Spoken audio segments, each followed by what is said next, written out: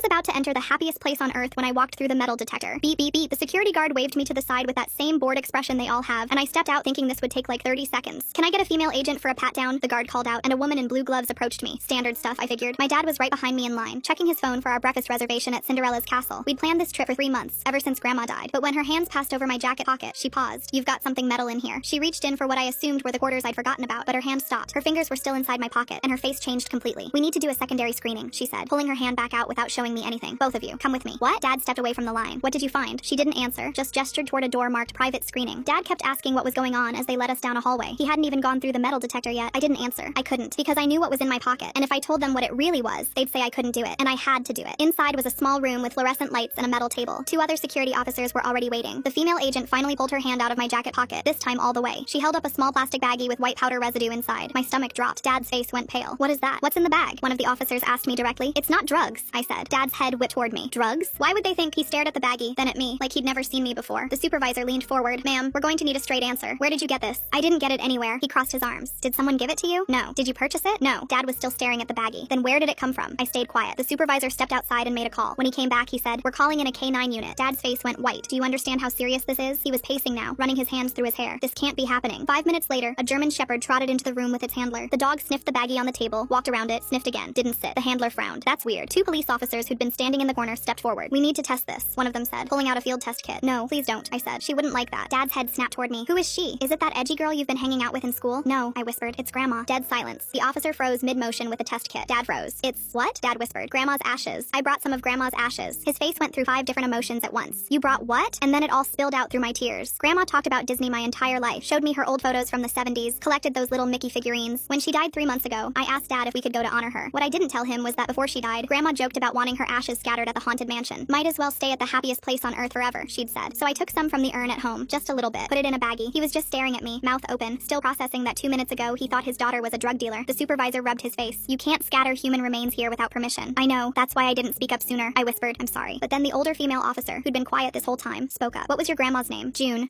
Martinez. She looked at the supervisor. I'll escort them out of here to go back through security. She looked at me. My mom loved this place too. Passed last year. She would have done the same thing. We walked out of the security office. I was confused. We were walking into the park, not out. She kept walking, leading us down a side path toward the haunted mansion garden. Rose bushes and old iron gates surrounded us. She stopped at the edge and turned her back. Make it quick, she said quietly. I smiled and scattered Grandma's ashes under a rose bush. Dad watched in complete shock. When I was done, she brought us right into the park and smiled. Have a great day. I couldn't believe it. We walked back toward Main Street. Dad just held up his hand for a high five. I stared at it. You're not mad? Nope. He grinned. I forgot to take my dab pen out of my pocket and they never checked me. So now I get to be blazed at Disney. Hope you're hungry. My jaw dropped. We spent the first hour at Disney in a security interrogation room instead of at our breakfast reservation, but Grandma got her wish.